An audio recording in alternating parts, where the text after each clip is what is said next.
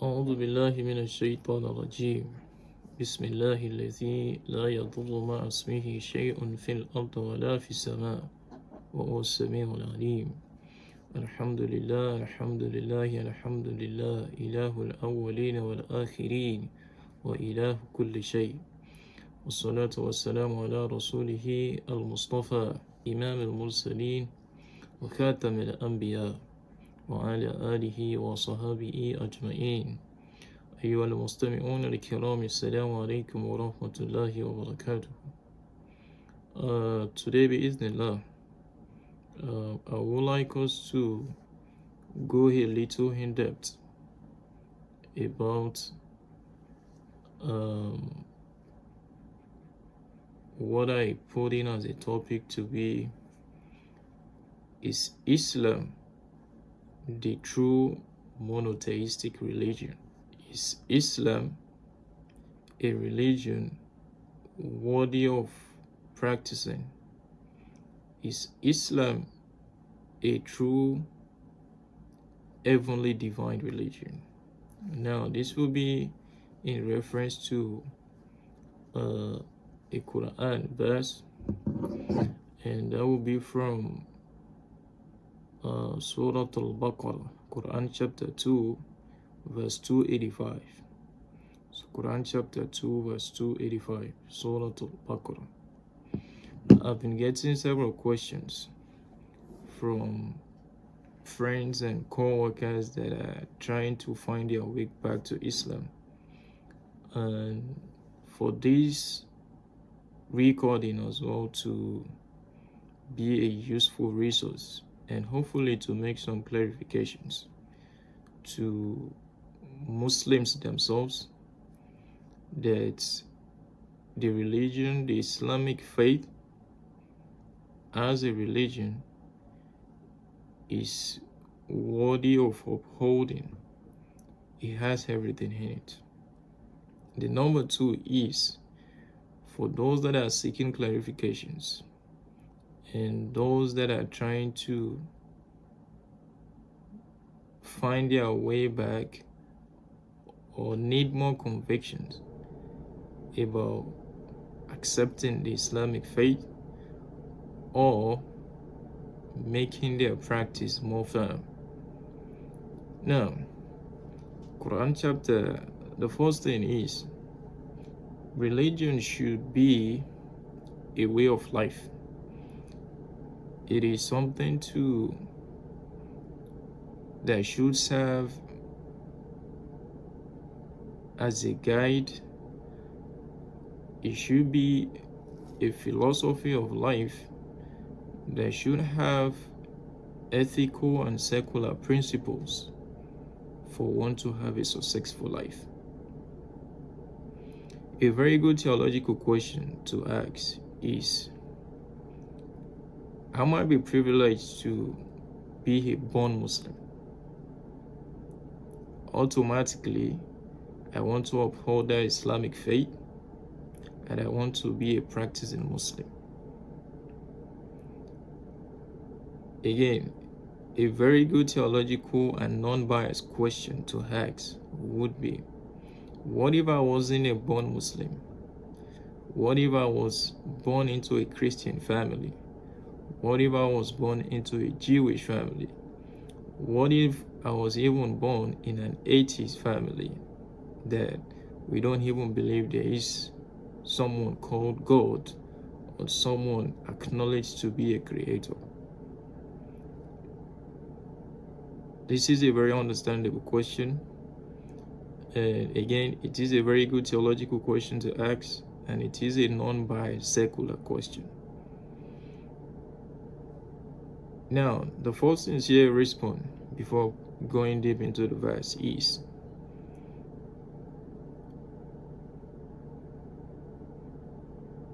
every single individual that are practicing any monotheistic religion, either Judaism or Islam or any other monotheistic religion that might be around, or other people that are practicing non-monotheistic religion, either traditional religion, cultural religion, whichever religions that we might have. Every single one of us practicing that we believe what every single individual that are practicing either monotheistic or non-monotheistic religion believes is there is one supreme power somewhere, and we are trying to find our way back to that power, for him to guide us aright and for him to make us have a successful life. Now, what Islam now believes and preaches as a monotheistic religion is we do not want to have any intermediary. We want to have a direct connection to that supreme power. And this is the true meaning of Islam. Now, Islam means the total submission to the will of the Almighty. Al-istislam bihawamirihi wa nawaihi, that I want to have a total submission to everything he has commanded, to what that supreme power has commanded. Wa nawahihi, and everything that supreme power has neglected, that has called every single individual to abstain from. This is the belief, this is Islamic belief, that there is one creator somewhere, that we have someone that created myself and everyone listening. We have someone that created what we see and what we do not see, which logically every single human beings will accept this, that I didn't just came to this world biologically alone. There is one power somewhere, that has made this existence happen. There is one creator somewhere that has made the sky up there without any pillar holding it. There is one creator somewhere that makes the same rainfall and sunshine happening at the same time. There is one creator and one supreme power somewhere making all of this happening.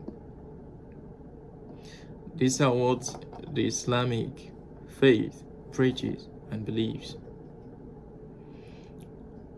Now, going back to our topic, that is Islam the true monotheistic religion to hold to and to practice? The direct answer is yes, 100% yes. And for the next 15-20 minutes, I will break it down, give some potential clarifications, and hopefully we all can pick a lesson from them. Bismillah. Now, quoting the verse itself from Quran chapter 2 verse 285, he said, آمن الرسول بما أنزل إليه من ربه والمؤمنون كل آمن بالله وملائكته وكتبه ورسله لا نفرق بين أحد من رسله وقالوا سمعنا وأطعنا غفرانك ربنا وإليك المصير. Translating, that آمن الرسول, the final prophet, he believes. So when they say the final prophet, that's Prophet Muhammad sallallahu alaihi wasallam. He said, "Amana bima unzila ilayhi." He believed in what was sent down to him. What was sent down to him, that is the Quran, that he came with as the constitutional guide for every single individual, for the whole of humanity. This verse is saying that the first thing is, should we believe in the Quran? Because if we don't believe in the Quran, we won't accept what the Quran is saying. Psychologically, scientifically, philosophically, theologically, every single academic phase of life accepting the Quran to be a heavenly divine pure book, direct book. That is what emulating. Scientifically correct, theologically correct, psychologically correct. Now, going back to the verse, he said, the verse is saying that آمن الرسول بما أنزل إليه من ربه. Prophet Muhammad believes in what was sent down to him from his Lord. That is the Quran. The Quran again is a constitutional guide for every single Muslim. Islam is a religious title. It's a religious title. Islam, that means the total submission to the Almighty.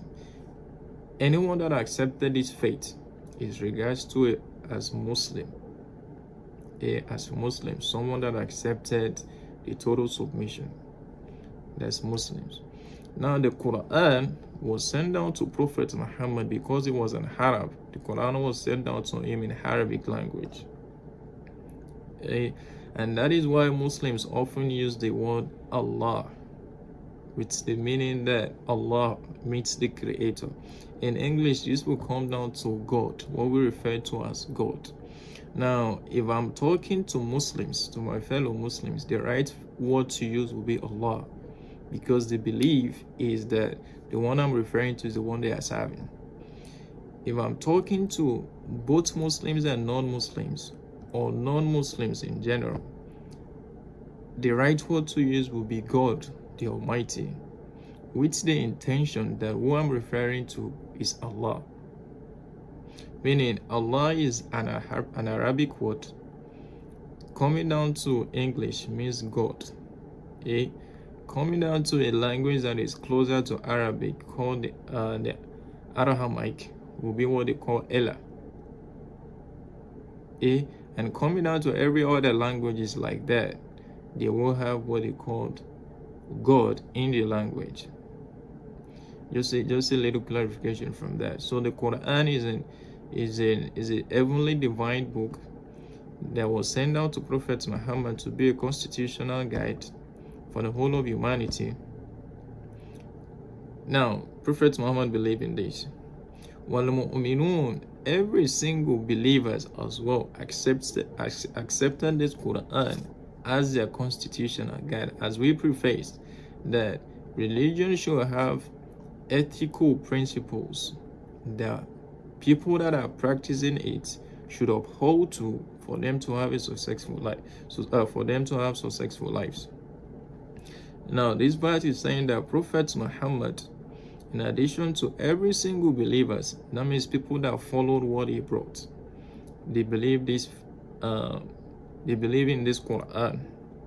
Kullun, every single one of them. Amana billah, they believe in this God. They believe in Allah, the Almighty, the Creator. Wal malaika, they believe in every single angels, all the angels of God. They believe in them. Wa kutubihi, they believe in all the heavenly divine books coming down from the Torah that was sent down to Moses, coming down to Injil, that's both the Old and the New Testament that was sent down to Jesus, Isa, coming down to Thabur, the one that was sent down to Dawood, David, alayhimu salatu wassalamu ajma'in. May Allah bless every single one of them. And now coming down to the Quran. These are the 4 heavenly divine books that is theologically accepted. Now, all of these, Prophet Muhammad and the believers, they believe in all of this. Warusulihi, they also believe in all the messengers that have come before Muhammad. La nufarriqu bayna ahadin min rusulihi, they do not differentiate between these messengers. That means they believe that the Lord of Moses is the same Lord as the Lord of Jesus. They believe that this Lord of Moses and Jesus is the same Lord as the Lord of Muhammad. La nufarriqu bayna ahadin min rusul. And waqalu, all they say, because they believe, again, this supreme power, we do not see it, but we believe that it exists. We believe it exists because there is no other power, or there can be a way possible for we to have created ourselves. If we trace down the anthropologically the origin of humankind, we will accept that there is one supreme power that has been making all of this existence happening. There is one supreme power that has been making the sky, what we see, the waters, the oceans, making all of this possible. So what we want to say by accepting this fate and all of this creation is, Sami'na wa ata'na. We have listened to the message that you have brought, Muhammad, wa ata'na, and we respect that, and we will be following what you have brought. Ghufranaka rabbana wa ilayka al-masir. We ask Allah to overlook our shortcomings, because we believe we will be returning back to Him. Now, to break everything down, this is the verse. Is, and I will be honest again, I am talking as a Muslim, and I'm talking as a theologist as well, and I'm talking as a student of knowledge and as an Islamic scholar to the level of myself, is that if we were to be around during the time of Moses, we will have been practicing the religion called Judaism. That this current century,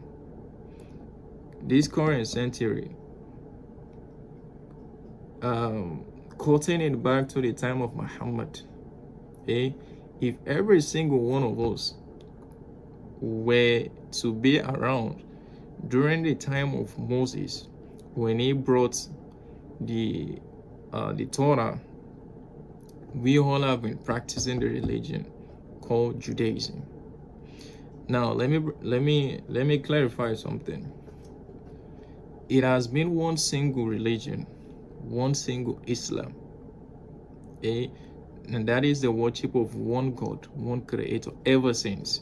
It only changed names, and it changes the constitutional guide. Just like the regime of presidents, if one governmental administration elapses, the next president will come in. But they never change the way of operation of that administration. It is the same country. It is the same nation. Now, if we were to be around during the time of Moses, we all have been practicing the religions called Judaism. If we were to be around during the time of Jesus, Isa, we will have been practicing Christianity. Because we believe in these messengers and the heavenly divine book that they came with as our constitutional guides. Now, this is the time of Muhammad sallallahu alaihi wasallam. We want to believe in him and the constitutional guide he has brought. And the good news is, Islam doesn't ask you to neglect the belief in Moses. It doesn't ask you to neglect the belief in Jesus. It doesn't ask you to neglect the belief in the Torah or the Bible. Every single thing we have every single thing that we have in the Bible, every single thing that we have in the Torah, we have all of them. They are all combined in the Quran. Every single words of God that he has sent down himself to be in the Torah or the Bible will be found in the Quran. That means the Quran is complementing the past books, and Muhammad sallallahu alaihi wasallam is complementing the past messengers, all of them. Another clarification is Abraham, again, every single individual practicing monotheistic religion accepted Abraham as the father of faith. Now, Abraham has two direct sons, Ismail and Ishaq, what they call Ishmael and Isaac. The lineage of Ishaq, we have Ismail wa Ishaq, we have coming down Yusuf, Musa, Isa. And the lineage of Ismail, we have Muhammad sallallahu alaihi wasallam. So these are the little breakdown that, you know, Islam is a true monotheistic religion, and it has been one single religion ever since. So it is the religion that comes the Prophet Muhammad brought to complement the previous messengers and to complement the previous heavenly divine books. I hope this clarifies a few points, and I hope that those that are seeking to find their way back are able to get themselves convinced. And we that we are already holding on to the Islamic faith firmly believe that we are doing the right thing and we are on the right path. I ask Allah to keep on easing all our affairs and to continue being our guide and guide. Allahumma ameen. Wassalamu alaikum wa rahmatullahi wa barakatuh.